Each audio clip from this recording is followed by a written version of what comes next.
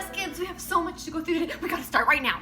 Right now. In our story so far, in the book of Matthew, Jesus is not quite on the cross dying. He is just about to, though, and he's going to try to somehow explain to his disciples what the cross means so that they remember it and they understand what it means. Remember, understand. Remember, understand, remember, understand, remember, understand, remember, understand. He wants them to remember and to understand what the cross is, what it means. So, how is he going to do that?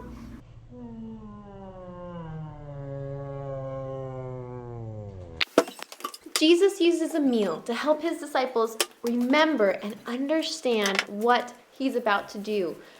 This isn't exactly your normal kind of meal, though. It's a very special meal that God's people did over and over and over again every year so they could remember what God had done for them in the past.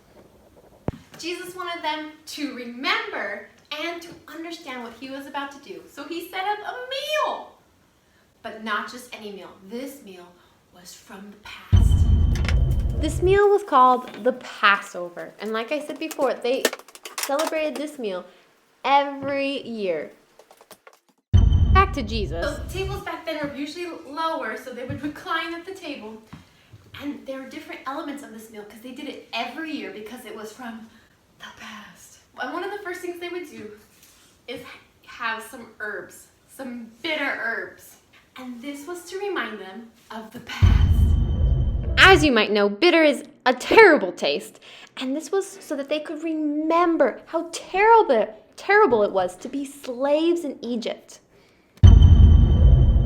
One of the other elements they would do is have bread. Now, this is not the kind of bread they had. They had bread that had no yeast in it, so it didn't rise because they had to go quick because of the past. God was going to save the people from Pharaoh, from Egypt. But to do that, he needed them to be ready to escape fast. And Jesus took this bread and he broke it. And he said, "This is my body broken for you." Another thing that they would have is they would have drink made from grapes. And the reason is because the past.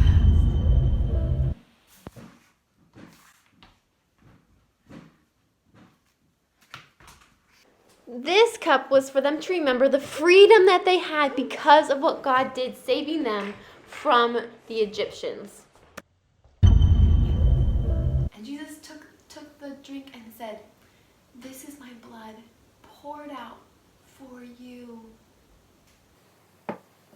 One of the other elements they would have in the meal is from the, I bet you guessed it, because God is a good God and he cannot let evil continue. The evil of Egypt had to be stopped. They were enslaving people and they had killed many of the Israelites, God's people.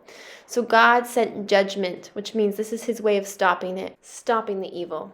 And he said that one night, every firstborn was going to die.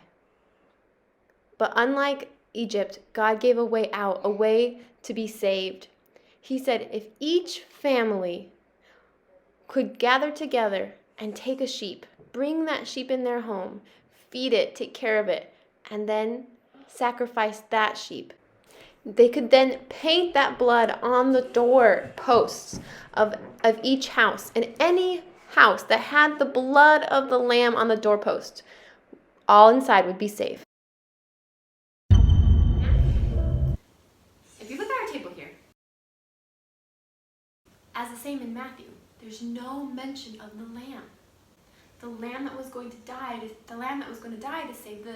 save the people. Why wouldn't Jesus use the lamb? Why wouldn't Matthew mention the lamb? Where is the lamb?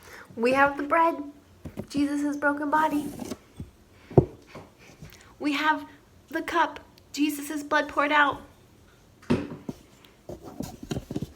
But we do not have the lamb. Where is it? One of the reasons that we don't have the lamb is because Jesus was trying to make sure that his disciples remembered what he was going to do on the cross and understood what he was going to do on the cross. And one way to understand that is to remember that Jesus is the Lamb of God, the one who takes away the sins of the world. Write in a journal or talk to a friend. Where is the Lamb? And how is Jesus like the Lamb? Bye, Quest Kids. I love you so much. I want you to remember who Jesus is. Remember and understand.